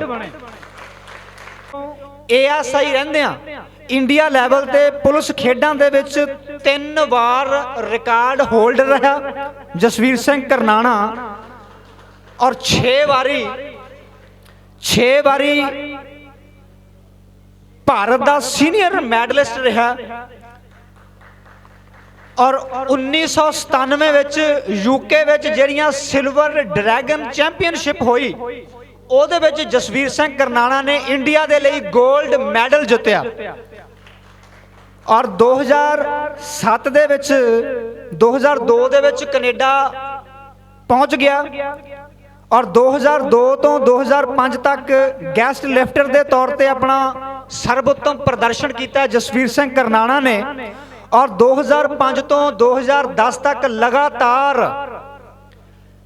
ਬ੍ਰਿਟਿਸ਼ ਕੋਲੰਬੀਆ ਵੱਲੋਂ ਕੈਨੇਡਾ ਦਾ ਚੈਂਪੀਅਨ ਬਣਿਆ। 5 ਬੌਬੀ ਜੀ ਨੇ ਪੈਨਲ 'ਚ ਸ਼ਾਮਲ ਹੋ ਜਾਣ ਔਰ ਉਹਨਾਂ ਤੋਂ ਬਾਅਦ ਪ੍ਰਭਜੋਤ ਕੌਰ ਸੈਣੀ, ਉਹਨਾਂ ਦੇ ਫਾਦਰ ਸਾਹਿਬ ਸਰਦਾਰ ਕੁਲਵੰਤ ਸਿੰਘ ਸੈਣੀ ਜੀ ਸਾਡੇ ਨਾਲ ਨੇ ਔਰ ਪਿੰਡ ਕੰਗਰੌੜ ਤੋਂ 10ਵੀਂ ਜੈਨ ਮਾਡਲ ਸਕੂਲ ਤੋਂ ਕੀਤੀ, +2 ਸਿੱਖ ਨੈਸ਼ਨਲ ਕਾਲਜ ਤੋਂ ਹੀ ਕੀਤੀ ਔਰ ਫਿਜ਼ਿਕਸ ਦੇ ਵਿੱਚ +2 ਸਿੱਖ ਨੈਸ਼ਨਲ ਕਾਲਜ ਤੋਂ ਹੀ ਕੀਤੀ ਪ੍ਰਭਜੋਤ ਕੌਰ ਸੈਣੀ ਨੇ ਔਰ ਫਿਜ਼ਿਕਸ ਦੇ ਵਿੱਚ ਇੱਕ ਟੈਸਟ ਹੋਇਆ ਸੀ ਜਿਹੜਾ ਪੂਰੇ ਭਾਰਤ ਦੇ ਵਿੱਚ ਟੈਸਟ ਹੋਇਆ ਸੀ ਔਰ ਪਹਿਲੇ 10 ਦੇ ਵਿੱਚੋਂ ਪ੍ਰਭਜੋਤ ਕੌਰ ਸੈਣੀ ਦਾ ਨਾਮ ਸੀ ਫਿਜ਼ਿਕਸ ਦੇ ਵਿੱਚ ਔਰ ਉਹਨਾਂ ਦੀ ਜਿਹੜੀ ਐਜੂਕੇਸ਼ਨ ਹੈ ਬਿਜ਼ਨਸ ਅਕਾਊਂਟਿੰਗ ਦੇ ਵਿੱਚ ਹੈ, personal management in financial audit ਤੇ teacher training educator child and health care technology ਔਰ ਇਹਨਾਂ ਦੀ ਜਿਹੜੀ ਪੋਸਟ ਹੈ ਅੱਜ ਕੱਲ ਪ੍ਰੋਫੈਸਰ ਨੇ ਵਿਕਟੋਰੀਆ ਯੂਨੀਵਰਸਿਟੀ ਆਸਟ੍ਰੇਲੀਆ ਦੇ ਵਿੱਚ 14 ਨਵੰਬਰ 2020 ਨੂੰ ਇਹਨਾਂ ਨੂੰ ਇਹ ਪੋਸਟ ਮਿਲੀ ਔਰ lecturer of education training and assessor ਮੁਲਾਂਕਣ ਕਰਦੇ ਨੇ, ਐਜੂਕੇਸ਼ਨ ਦਿੰਦੇ ਨੇ ਵਿਕਟੋਰੀਆ ਯੂਨੀਵਰਸਿਟੀ ਆਸਟ੍ਰੇਲੀਆ ਦੇ ਵਿੱਚ। ਅਸੀਂ ਬੇਗਮਪੁਰਾ ਫਾਊਂਡੇਸ਼ਨ ਵੱਲੋਂ ਬੜਾ ਮਾਣ ਮਹਿਸੂਸ ਕਰ ਰਹੇ ਹਾਂ ਡਾਕਟਰ ਅੰਬੇਡਕਰ ਮੈਮੋਰੀਅਲ ਅਵਾਰਡ 2020 ਦਿੰਦੇ ਹੋਏ ਸਾਡੇ ਸਤਿਕਾਰਯੋਗ ਪ੍ਰੋਫੈਸਰ ਪ੍ਰਭਜੋਤ ਕੌਰ ਸੈਣੀ ਜੀ ਨੂੰ ਬਹੁਤ ਬਹੁਤ ਧੰਨਵਾਦ। ਔਰ ਇੰਡੀਆ ਦੇ ਵਿੱਚੋਂ ਇਹ ਦੂਜੀ ਸ਼ਡਿਊਲ ਕਾਸਟ ਲੜਕੀ ਸੀ ਜਿਹਨੇ ਪੰਜਾਬ ਭਰ ਦੇ ਵਿੱਚੋਂ ਟੌਪ ਕੀਤਾ ਸੀ ਔਰ 10ਵੀਂ Guru Nanak mission senior secondary school Dhahan ਦੇ ਵਿੱਚ ਕੀਤੀ ਤੇ +2 ਸਿੱਖ ਨੈਸ਼ਨਲ ਕਾਲਜ ਬੰਗਿਆਂ ਦੇ ਵਿੱਚ ਹੀ ਕੀਤੀ ਹੈਗੀ ਹੈ ਔਰ MBBS ਸਰਕਾਰੀ ਕਾਲਜ ਪਟਿਆਲਾ ਤੋਂ ਕੀਤੀ ਤੇ MD ਉਹਨਾਂ ਨੇ ਕੀਤੀ ਵਾਸ਼ਿੰਗਟਨ DC USA ਤੋਂ ਤੇ ਅੱਜ ਕੱਲ Elina health Minnesota state USA ਦੇ ਵਿੱਚ ਡਾਕਟਰ ਆਫ ਮੈਡੀਸਨ ਦੇ ਤੌਰ ਤੇ ਆਪਣੀਆਂ ਸੇਵਾਵਾਂ ਨਿਭਾ ਰਹੇ ਨੇ ਔਰ ਫਖਰ ਮਹਿਸੂਸ ਕਰਦੇ ਹਾਂ ਅਸੀਂ ਬੇਗਮਪੁਰਾ ਫਾਊਂਡੇਸ਼ਨ ਪੰਜਾਬ ਦੀ ਤਰਫੋਂ ਇਹਨਾਂ ਨੂੰ ਡਾਕਟਰ ਅੰਬੇਡਕਰ ਮੈਮੋਰੀਅਲ ਅਵਾਰਡ 2020 ਦਿੰਦੇ ਹੋਏ ਬਹੁਤ ਬਹੁਤ ਧੰਨਵਾਦ ਜੀ। ਸਾਡੇ ਦਰਮਿਆਨ ਮਾਨਯੋਗ ਹਰਭਜਨ ਸੁਮਨ ਜੀ ਦੀ ਸਭ ਤੋਂ ਉੱਚੀ ਸੜਕ ਤੇ ਜਿਹਨੂੰ ਖਰਦੁੰਗਲਾ ਖਾਸ 18,380 ਫੁੱਟ ਜਿਹੜਾ ਉੱਚਾ ਹੈ ਸਮੁੰਦਰੀ ਤਲ ਤੋਂ ਔਰ ਬੰਗਾ ਤੋਂ ਸਿੱਖ ਨੈਸ਼ਨਲ ਕਾਲਜ ਦੇ ਪ੍ਰਿੰਸੀਪਲ ਸਾਹਿਬ ਨੇ ਇਹਨਾਂ ਨੂੰ ਹਰੀ ਝੰਡੀ ਦੇ ਕੇ ਰਵਾਨਾ ਕੀਤਾ ਹਰਦੇਵ ਸ਼ੋਕਰ ਜੀ ਨੂੰ ਔਰ ਲੇਹ ਲਦਾਖ ਤੋਂ ਹੁੰਦੇ ਹੋਏ ਬੰਗਾ ਤੋਂ ਲੇਹ ਲਦਾਖ ਅਤੇ ਸ਼੍ਰੀਨਗਰ ਔਰ ਦੁਨੀਆ ਦੀ ਸਭ ਤੋਂ ਉੱਚੀ ਸੜਕ ਤੇ ਪਹਿਲਾਂ ਸਾਈਕਲ ਤੇ ਗਏ ਔਰ ਦੂਜੀ ਵਾਰੀ ਇਹ ਯਾਤਰਾ TVS ਸਕੂਟੀ ਜਿਹੜੀ 50 ਹੁੰਦੀ ਸੀ TVS 50 ਮੋਪੜ ਦੇ ਉੱਤੇ ਚੰਡੀਗੜ੍ਹ ਤੋਂ ਦੁਨੀਆ ਦੀ ਫਿਰ ਸਭ ਤੋਂ ਉੱਚੀ ਸੜਕ ਤੇ ਗਏ 21 ਸਤੰਬਰ 1993 ਨੂੰ, ਔਰ ਦਹੇਜ ਵਿਰੁੱਧ ਇੱਕ ਰੈਲੀ ਕੱਢੀ ਜਲੰਧਰ ਤੋਂ ਚੰਬਲ ਘਾਟੀ ਤੱਕ, ਜਿਹਨੂੰ ਡਾਕੂਆਂ ਦੀ ਘਾਟੀ ਕਿਹਾ ਜਾਂਦਾ, ਔਰ ਪੰਜਾਬ ਪੱਧਰ ਦੀ ਸਾਈਕਲਿੰਗ ਟੀਮ ਦੀ ਕਪਤਾਨੀ ਕੀਤੀ। ਭਾਰਤ ਸਰਕਾਰ ਦੇ ਅਦਾਰੇ ਨਹਿਰੂ ਯੁਵਾ ਕੇਂਦਰ ਤੋਂ ਡਿਸਟ੍ਰਿਕਟ ਯੂਥ ਅਵਾਰਡ 1994-95 ਮਿਲਿਆ, ਔਰ MBA ਦੀ ਜਿਹੜੀ ਕੋਚਿੰਗ ਦੇ ਲਈ ਇੱਕ ਖਾਸ ਫਖਰ ਦੇ ਨਾਲ ਇਹ ਅਵਾਰਡ ਜੋ ਹੈ ਰਣਜੀਤ ਔਜਲਾ ਜੀ ਨੂੰ ਬੇਗਮਪੁਰਾ ਫਾਊਂਡੇਸ਼ਨ ਵੱਲੋਂ ਦੇਣ ਤੇ ਬੜਾ ਫਖਰ ਮਹਿਸੂਸ ਕਰਦੇ ਹਾਂ। ਬਹੁਤ ਬਹੁਤ ਧੰਨਵਾਦ ਜੀ। ਇਹਨਾਂ ਤੋਂ ਬਾਅਦ ਨਵਜੋਤ ਕੌਰ, ਨਵਜੋਤ ਸਿੰਘ ਨਵੀ ਜਿਸ ਨੇ 골ਡ ਮੈਡਲ ਜਿੱਤਿਆ 17 ਸਾਲ ਦੀ ਉਮਰ ਦੇ ਵਿੱਚ 골ਡ ਮੈਡਲ ਪ੍ਰਾਪਤ ਕੀਤਾ। ਅਸੀਂ ਬਹੁਤ ਧੰਨਵਾਦ ਕਰਦੇ ਹਾਂ। ਪ੍ਰਦੀਪ ਰਾਜਾ ਜੀ ਪਹੁੰਚੇ ਨੇ, ਬਹੁਤ ਬਹੁਤ ਧੰਨਵਾਦ ਜੀ। ਸੋ ਸਾਡੇ ਦਰਮਿਆਨ, ਕਿਉਂਕਿ ਇਹਨਾਂ ਦੀ ਸਾਡੇ ਨਾਲ ਥੋੜਾ ਜਿਹਾ ਇੱਕ ਕਮਿਊਨੀਕੇਸ਼ਨ ਗੈਪ ਹੋਇਆ, ਸੋ ਬੜਾ ਮਾਣ ਮਹਿਸੂਸ ਕਰ ਰਹੇ ਹਾਂ ਇਹਨਾਂ ਨੂੰ ਸਨਮਾਨਿਤ ਕਰਦੇ ਹੋਏ। ਨਵਜੋਤ ਸਿੰਘ ਨਵੀ 골ਡ ਮੈਡਲਿਸਟ ਵੁਸ਼ੂ ਦੇ ਵਿੱਚ ਰਸ਼ੀਆ ਦੇ ਵਿੱਚੋਂ, ਜਿਨ੍ਹਾਂ ਨੇ ਦੇਸ਼ ਦਾ ਨਾਮ ਰੋਸ਼ਨ ਕੀਤਾ ਮਹਿਜ਼ 17 ਸਾਲ ਦੀ ਉਮਰ ਦੇ ਵਿੱਚ। ਔਰ ਬਹੁਤ ਬਹੁਤ ਧੰਨਵਾਦ ਆ ਜੀ, ਸਾਡੇ ਇੱਕ ਨਿੱਕੇ ਜਿਹੇ ਸੱਦੇ ਦੇ ਉੱਤੇ ਸਾਡੇ ਦਰਮਿਆਨ ਪਹੁੰਚੇ ਨੇ। ਬਹੁਤ ਬਹੁਤ ਧੰਨਵਾਦ। ਬੜਾ ਫਖਰ, ਬੜਾ ਮਾਣ ਮਹਿਸੂਸ ਕਰ ਰਹੇ ਹਾਂ ਬੇਗਮਪੁਰਾ ਫਾਊਂਡੇਸ਼ਨ ਦੀ ਤਰਫੋਂ ਸਰਦਾਰ ਹਰਬਲਾਸ ਝਿੰਗੜ ਜੀ ਦਾ, ਉਹਨਾਂ ਦੇ ਨਾਲ ਸ਼੍ਰੀ ਬਾਂਸੀ ਲਾਲ ਬੰਗਲ ਜੀ USA ਦਾ, ਜਿਨ੍ਹਾਂ ਨੇ ਆਰਥਿਕ ਸਹਿਯੋਗ ਵੀ ਕੀਤਾ। ਬਹੁਤ ਬਹੁਤ ਧੰਨਵਾਦ ਜੀ। ਨਵਜੋਤ ਸਿੰਘ ਨਵੀ 골ਡ ਮੈਡਲਿਸਟ ਵੁਸ਼ੂ ਦੇ ਵਿੱਚ ਰਸ਼ੀਆ ਤੋਂ, ਬਹੁਤ ਬਹੁਤ ਧੰਨਵਾਦ ਜੀ। ਇਹਨਾਂ ਸਾਰੀਆਂ ਮਹਾਨ ਸ਼ਖਸੀਅਤ ਇੰਦਰ ਸਿੰਘ ਦੁਸਾਂਝ ਜੀ ਨੇ ਵੀ ਦੇਣੇ ਆ, ਔਰ ਉਸ ਤੋਂ ਬਾਅਦ ਭੀਮ ਓਪੇਰਾ ਭੀਮ ਮਹਾਨ। ਸੋ ਸਰਦਾਰ ਮਹਿੰਦਰ ਸਿੰਘ ਦੁਸਾਂਝ ਜੀ ਮੁੱਖ ਮਹਿਮਾਨ ਨੇ ਸਾਡੇ ਅੱਜ ਦੇ ਸਮਾਗਮ ਦੇ, ਔਰ ਉੱਘੇ ਲੇਖਕ ਨੇ, ਖੋਜਕਾਰ ਨੇ, UNO ਤੋਂ ਸਨਮਾਨਿਤ ਨੇ। UNO ਨੇ 1986 ਦੇ ਵਿੱਚ ਆਪਣਾ ਜਹਾਜ਼ ਭੇਜ ਕੇ ਇਸ ਮਹਾਨ ਸ਼ਖਸੀਅਤ ਨੂੰ ਬੁਲਾਇਆ ਔਰ ਸਨਮਾਨ ਕੀਤਾ, ਔਰ ਬੜੇ ਧੰਨਵਾਦੀ ਹਾਂ ਸਾਡੇ ਅੱਜ ਦੇ ਇਸ ਸਮਾਗਮ ਦੇ ਮੁੱਖ ਮਹਿਮਾਨ ਦੇ ਤੌਰ ਤੇ ਸ਼ਾਮਲ ਹੋਣ ਲਈ ਸਾਡੇ ਸੱਦੇ ਨੂੰ ਕਬੂਲ ਕੀਤਾ ਹੈ ਜੀ। ਸਰਦਾਰ ਮੋਹਿੰਦਰ ਸਿੰਘ ਦੁਸਾਂਝ ਜੀ, ਬਹੁਤ ਬਹੁਤ ਧੰਨਵਾਦ ਜੀ। ਉਹਨਾਂ ਤੋਂ ਬਾਅਦ doctor Kashmir Chand ji, president branch Banga ਦੇ, ਜਿਹੜੇ ਅੱਜ ਦੇ ਚੀਫ ਸਪੀਕਰ ਨੇ, ਔਰ ਬੜੇ ਸੀਮਿਤ ਸ਼ਬਦਾਂ ਦੇ ਵਿੱਚ, ਜਿਵੇਂ ਕਹਿੰਦੇ ਨੇ ਕਿ ਗਾਗਰ ਦੇ ਵਿੱਚ ਸਾਗਰ ਭਰ ਲਿਆ, ਗਾਗਰ ਦੇ ਵਿੱਚ ਸਾਗਰ ਭਰ ਕੇ ਉਹਨਾਂ ਨੇ ਅੱਜ ਦੇ ਵਿਚਾਰ ਪੇਸ਼ ਕੀਤੇ ਆ। ਡਾਕਟਰ ਕਸ਼ਮੀਰ ਚੰਦ ਜੀ, ਅਸੀਂ ਬਹੁਤ ਧੰਨਵਾਦ ਕਰਦੇ ਹਾਂ ਬੇਗਮਪੁਰਾ ਫਾਊਂਡੇਸ਼ਨ ਵੱਲੋਂ, ਔਰ ਨਾਲ ਦੀ ਨਾਲ ਸਾਡੇ ਬਹੁਤ ਹੀ ਸਤਿਕਾਰਯੋਗ ਮਾਣਯੋਗ ਸੋਹਣ ਸਹਿਜਲ ਜੀ, ਜਿਹੜੇ ਚੀਫ ਕੋ ਸਪੀਕਰ ਨੇ, ਆਪਣੀਆਂ ਕਵਿਤਾਵਾਂ ਦੇ ਰਾਹੀਂ ਬਾਬਾ ਸਾਹਿਬ ਨੂੰ ਸਾਖਸਾਤ ਸਾਹਮਣੇ ਖੜਾ ਕਰ ਦਿੰਦੇ ਨੇ, ਔਰ ਸਾਡੇ ਦਰਮਿਆਨ ਉਹ ਵੀ ਪਹੁੰਚੇ ਨੇ। ਅਸੀਂ ਉਹਨਾਂ ਦਾ ਵੀ ਬਹੁਤ ਧੰਨਵਾਦ ਕਰਦੇ ਹਾਂ, ਬੜਾ ਫਖਰ ਮਹਿਸੂਸ ਕਰ ਰਹੇ ਹਾਂ ਉਹਨਾਂ ਨੂੰ ਯਾਦਗਾਰੀ ਚਿੰਨ੍ਹ ਭੇਂਟ ਕਰਦੇ ਹੋਏ। ਬਹੁਤ ਬਹੁਤ ਧੰਨਵਾਦ ਇਹਨਾਂ ਸਾਰੀਆਂ ਮੁਅੱਜ਼ਜ਼ ਸ਼ਖਸੀਅਤਾਂ